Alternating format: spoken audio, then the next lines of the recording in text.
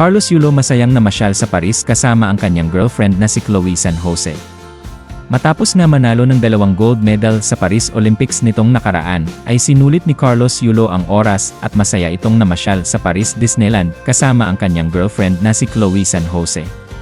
Ibinahagi nila sa social media ang ilang mga larawan sa masaya nilang pamamasyal magkasintahan.